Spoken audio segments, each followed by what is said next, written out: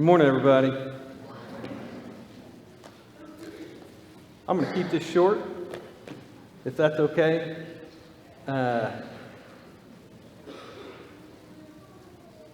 Graduates, I don't know if I can express to you guys, I've only been here a couple of years, but I don't know if I can express to you guys how much this congregation loves you and is proud of you. People that you don't even know pray for you often. They believe in you, and they are so proud to know you and that you're a part of this group here. And this church will always be your home, right? No matter where you guys go, no matter where you end up, no matter what you do, this church is going to be there for you. This is a group of people who love you incredibly. They love you deeply. And I want to say this, women, young women, you are God's woman. He is there for you and He loves you. He is never going to forsake you. Young men, you're God's men. Remember that. Never let go of that identity. I'm going to really be quick this morning. What I'm going to remind you of, I'm going to skip a lot of this stuff. This is from Daniel 3. I'm just going to tell you the story from Daniel 3. And we'll hit a couple of verses in there that really drive it home. The Israelites were in a bad way. They had abandoned God. They'd broken covenant with God again and again and again. And God, true to His covenant, and God will always be true to His word and His covenant, brought curses on them. Because his deal, Deuteronomy 28, He said, look, if you live for me, if you stay faithful to me, I will bless you in every way. But if you turn your back on me, if you break covenant with me, then you've made me your enemy. They were invaded by the Babylonians and swept away, and the vast majority of them were carried off and swept throughout the Babylonian Empire. The cream of the crop, the really good ones, were brought into government service and taught Babylonian ways. Well, their king Nebuchadnezzar came up with an idea. He had a statue built on the plain of Dura, made of gold. And he commanded all of his rulers in his entire kingdom, everybody come to the plain, gather up, and when you hear the music play, you drop and you worship what I have erected. Well, they showed up.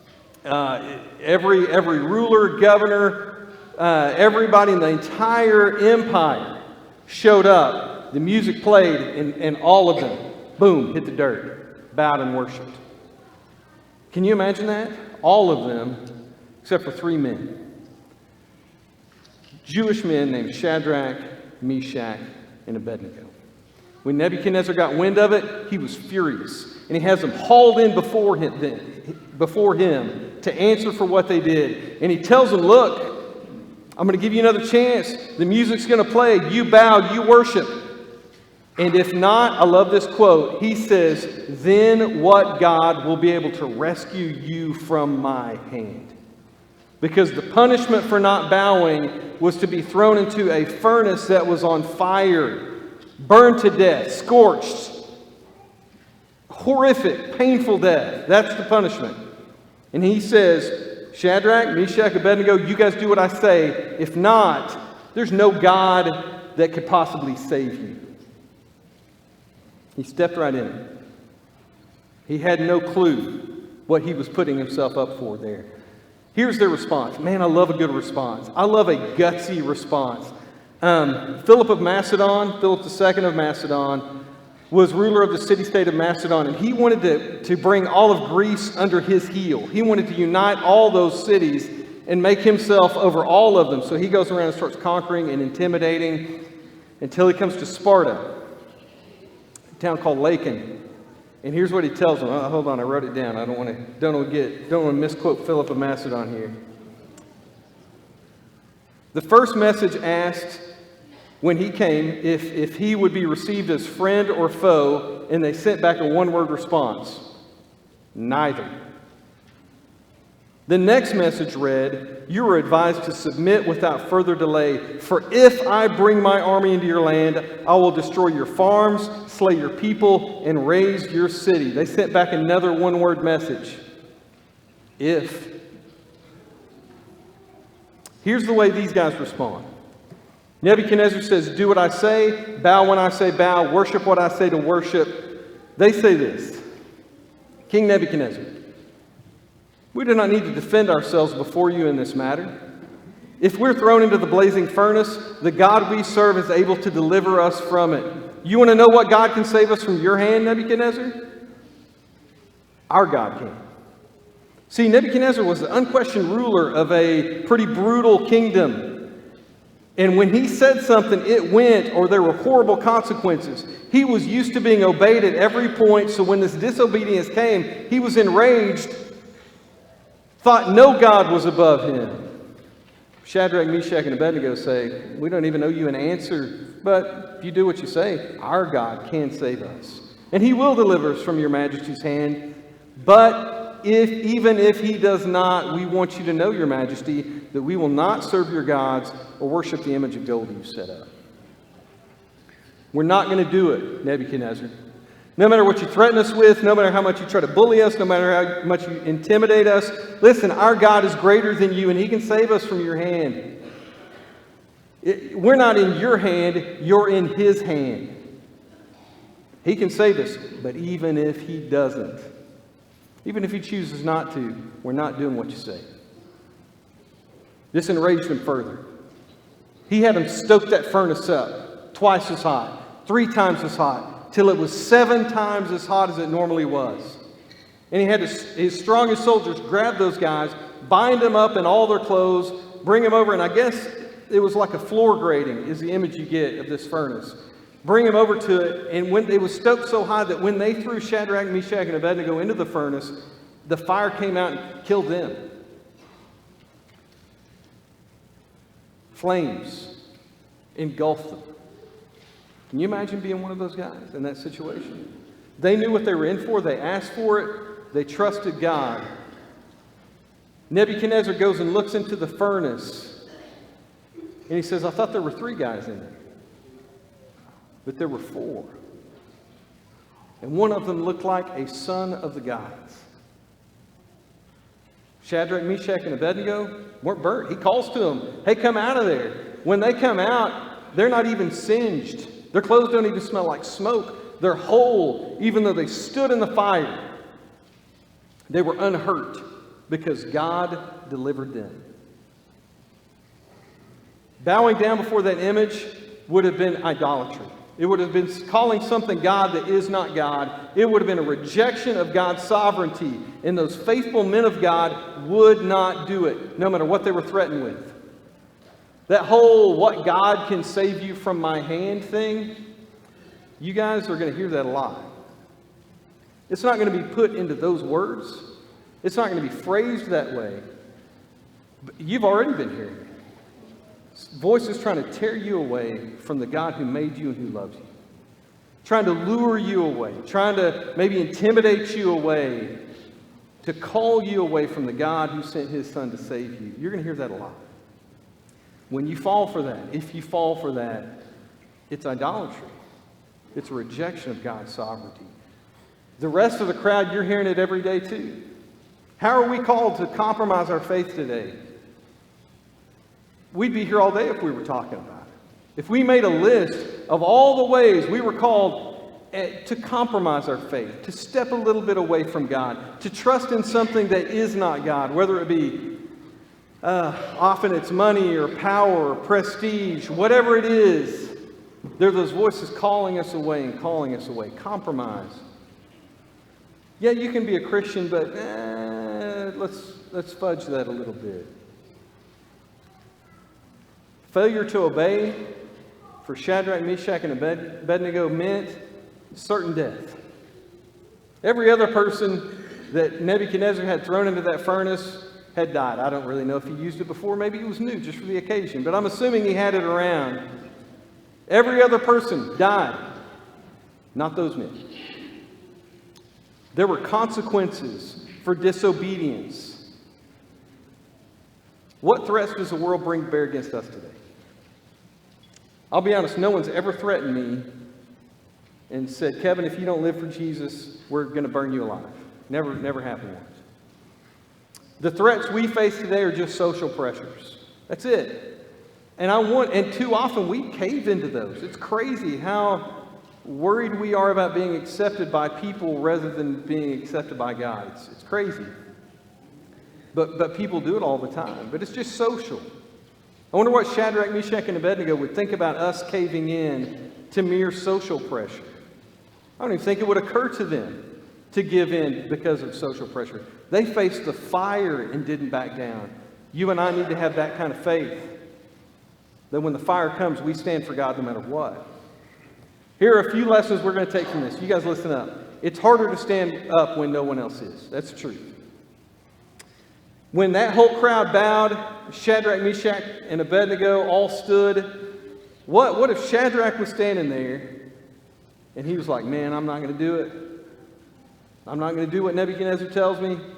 But Meshach over here hits the dirt and Abednego hits the dirt. How much harder would it be to stand alone? It's hard to stand alone. Sometimes you're going to have to stand alone. We'll say that. It doesn't matter if it's harder. You still stand alone, but it is much easier when we stand together, isn't it? Man, it's much easier for me to live for God when I know that you're living for God. It's much easier for me not to compromise when I know that you're not compromising.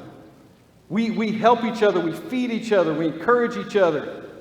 And if that's not happening, maybe we're not close enough just to see how we're all living for God. Maybe our relationships aren't what they should be. But man, it's easier when we stand together. When you stand, it makes it easier for somebody else to stand. So stand. Don't cave. Don't bow. Don't worship what they tell you to worship. Their response showed that they were willing to honor God no matter what the consequences were. No matter what happens, we're staying true to God.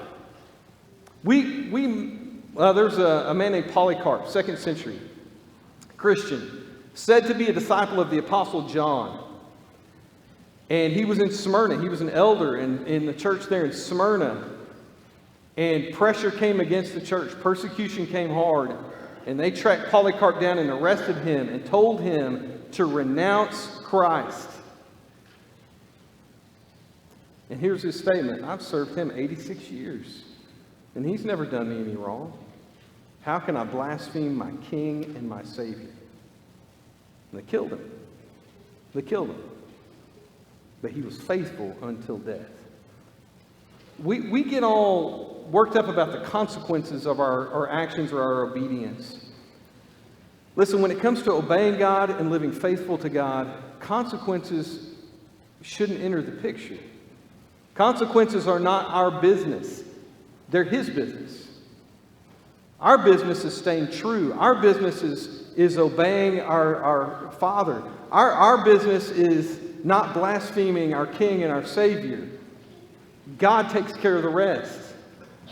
When it came to Shadrach, Meshach, and Abednego, God handled it. When it came to Polycarp, even though he died, even though he was martyred, God handled it. Guys, you're God's men and you're God's women. Stay true, no matter what they bring, and let God deal with the consequences. Knowing that you are in His hands and that we're all in God's hands. The fourth man in the fire. There's a lot of debate over who that is. Some people just assume that that's an angel standing in the fire with them. And I like that. That God didn't just say, I'm not going to let the fire hurt you. He sent somebody to be with them in the fire. Some people think that was Jesus, the pre-incarnate Jesus, standing in the fire with them.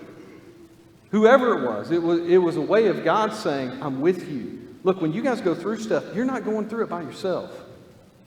If you choose to be with God, God is going to be with you. Jesus told His disciples before He ascended to heaven, I am with you always, even to the end of the earth. I'll never leave you nor forsake you. That's the guarantee you get with God. No matter what you're going through, and you're going to go through some hard stuff. You're going to. But God will be right there with you. And that makes a huge difference.